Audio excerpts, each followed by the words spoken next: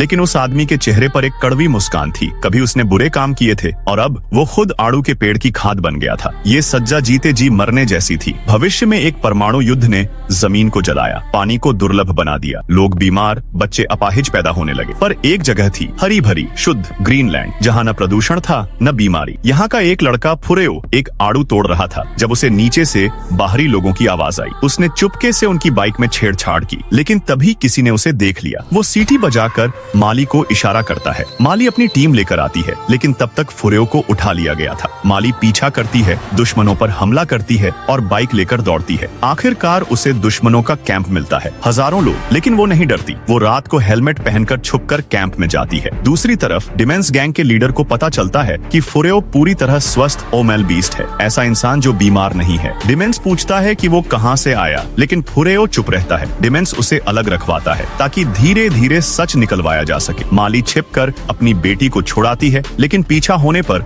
दोनों को भागना पड़ता है। माली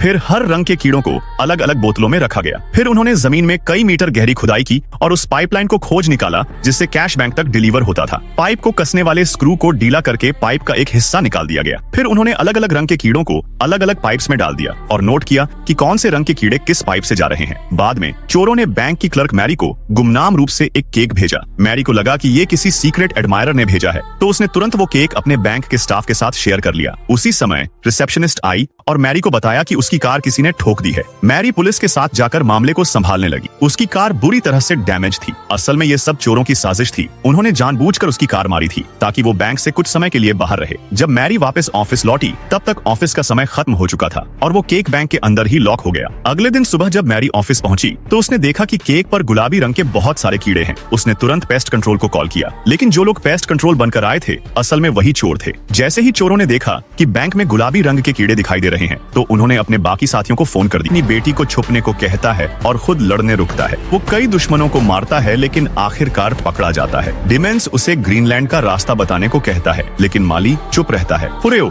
ये सब देखता है और उसकी आंखों में गुस्सा भर जाता है। अब वो पिंजरे में है और डिमेंस के साथ घूम रहा है। एक दिन वे एक किले में पहुंचते हैं, अनरडाइन जो का किला, जो के पास हजारों वॉर बॉयज हैं। डिमेंस उसे धमकाता है और उसकी रिफाइनरी पर कब्जा कर लेता है। डील होती है, बदले में जो चाहता है फुरेओ को अपने हरम में, ताकि स्वस्थ बच्चे पैदा कर सके। फुरेओ को हरम में भेजा जाता है जहां वो देखता है कि एक औरत ने एक राक्षसी बच्चा जन्म दिया जो अब उससे संतान चाहता है, लेकिन फुरेओ इससे भागना चाहता है। वो बाल काटकर नकली विग बनाता है और भागने की प्लानिंग करता है। फैटहेड जो का बेटा उसे देखता है और पसंद करता है, लेकिन फुरेओ पहचान छुपाए रहता है। अब वो महीनों तक मजदूर बनकर छिपा रहता है। ग्लव्ड थिंकर बन जाता है जिससे कोई उसे तंग नहीं करता। एक दिन ट्रांसपोर्टर तैयार होता है खाने और तेल के लिए। फुरेओ इसमें छुपने का मौका देखता है और भागने की तैयारी।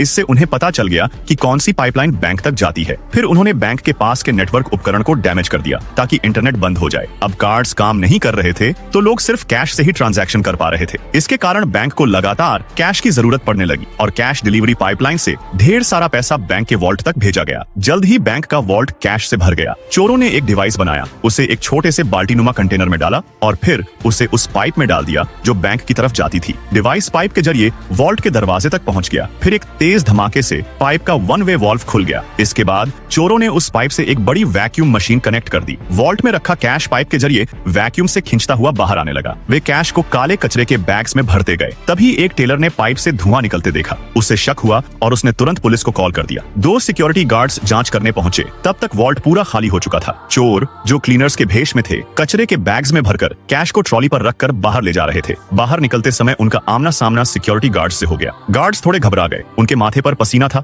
लेकिन उन्होंने कुछ भी संदिग्ध नहीं समझा और सोचा ये आम सफाई कर्मी है, इसलिए उन्हें बाहर जाने दिया। और आखिरकार चोर करोड़ों रुपए लेकर सफलतापूर्वक फरार हो गए। एक पका हुआ आड़ू किसी ने तोड़। इस औरत ने कीड़ों पर नेल पॉलिश लगा दी।